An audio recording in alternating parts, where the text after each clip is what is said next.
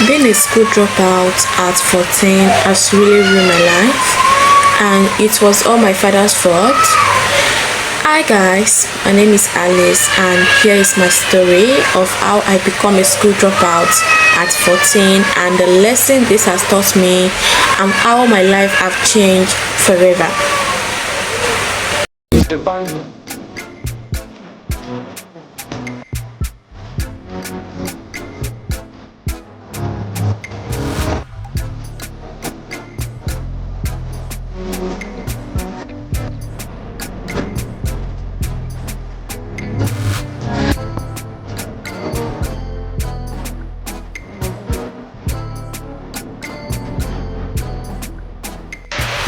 So guys, welcome. So guys, in today's video I just want to share something with you all, and I feel like everybody has the styles and all to share whatever they are passing through in life, and I feel like I also has the opportunity to say my mind and bring out the cat. I know some people will say that, why are you talking about your father like that? Why are you talking to your father like that?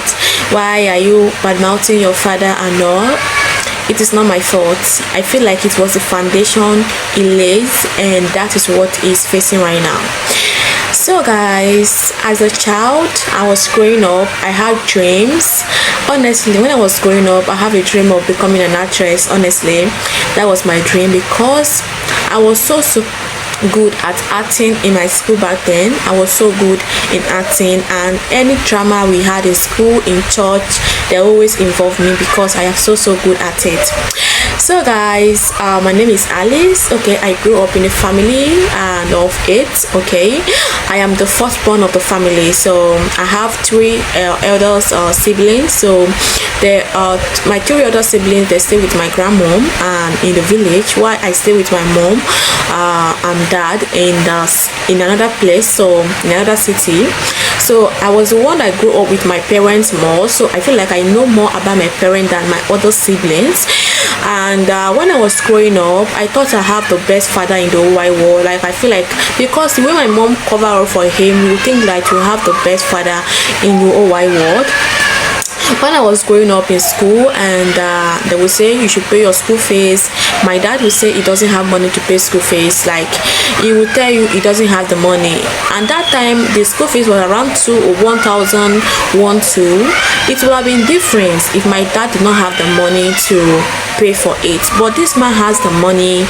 He has about 12 workers that he pays salaries to, and what is there for you to pay my school fees, and you say that you don't want to pay because you feel like it's not your business, it's not your concern, it was not your future anyway. It was my future that was going to get ruined. It was not his own future. And I was a girl whereby I was so strong, and all the work that my daddy's work hard do, I do them equally. If my daddy do 2 line of farming, my daddy was a very great farmer, like a very big farmer at that. Like, my daddy make millions yearly. Like, whenever my daddy is a harvest season, my daddy make a lot of money, and paying my school fees was never like he doesn't have the money for it. He has the money for it. He has money for everything. My mom, in the other hand, my dad does not even allow my mom to work, to have her own work or have her own family like that, because he always wants her to be working for him all the time. But my mom still struggled in the evening when she's supposed to rest, and she will still go to the farm and cultivate her own farming, all that. So, and my mom tried her best. I would say this woman is a very strong woman.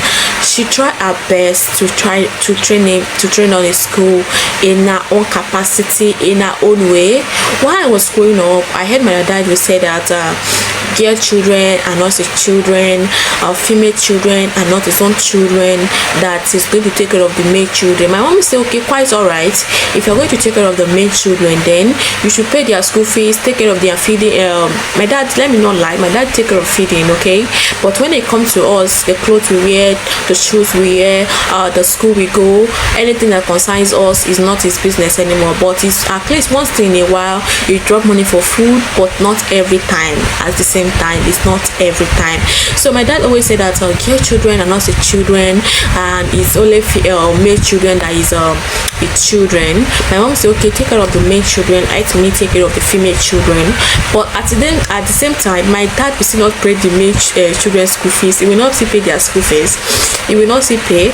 He doesn't pay our school fee that we are female. He doesn't pay the male school fees. It was my mom that was paying all of our school fees and all. My mom tried her best. Like, this woman tried her best to train us. I feel like the responsibility was too much for her alone to handle. Being us being 8 children, mothers of the olden days, even though they are suffering, they are still giving birth. They are suffering, they are still giving birth. That was how it is. I know some of you will be asking, your father was not a good father yet, your mom have a lot of children. I don't know how that happened. But you should know how olden days is, like how mothers they said there was no any form of family planning or all that, so they just give birth anyhow. Some of them have 12 children. They are suffering in their husband's house. They have 12 children. They have 15. In fact, my grandmom had 15 children. Yes, my grandmom had 15 children, but she only has 3 surviving children. Yes, and so my mom has about 8 children, and she was the only one that was taking care of our clothing, our clothing, our school fees, everything. She was the one that is catering for it. Despite not having enough work at hand, she still tried her best to send her to school. So when I was done with primary school, so it was time for me to go to the secondary school. My dad was like, why am I going to secondary school? I'm just a female child, and there's no really need for me to go to the secondary school. So after much quarrel and much argument between my mom and dad, my dad finally allowed me to join my elder brother in school in another city. So where I was schooling, on this faithful day, I went to the church, and when I got back from church, I noticed something, and this is what changed my life forever. Like, this has really ruined my life a lot. And I went to the church. When I got back from church, then I saw my dad 2 friends in our house in the way I was schooling, and immediately I saw them, I knew they don't usually come like that, and where they are coming from, it was like about 3 hours joining. I sit down home with a bike. My dad's 2 friends came together. So I was schooling then in another city. I was in my secondary school, and I was schooling then, and my dad's 2 friends came, and when they came, there was like they were waiting for me to come back from church, because the church actually closed around 6:30.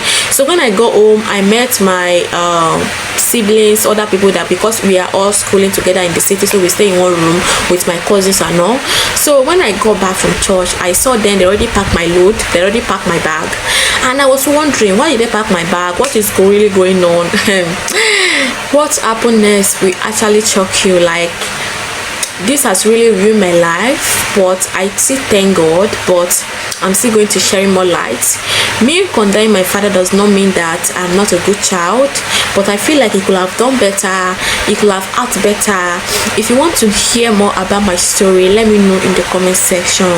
I have a lot of story, a lot of things that happened to me in life, and I feel like I want to share it so that I will be free of this heavy burden in my heart. Because I feel like when I think about this every time, I feel so bad, and I feel like somebody needs to hear this. A father, a mother, if you know you're the one who don't take care of your children responsibility, you don't take care of your children needs, you don't provide for your children, you feel there's no need for your children to go to school, I feel like my story will give you another thought. Because if my dad had done better, I don't think I would have come here and be saying this about my father. I don't think so. And it was not my fault. Nobody should condemn me, nobody should blame me. I feel like I can say my mind, and I feel like I want to allow this heavy burden to be out of my heart, because I need to heal from this. I have not healed from this. I know it has happened about 15 years ago, but this memory is still fresh in my head, and yeah, it's still very, very fresh in my head. Like, it's still very, very fresh on my head.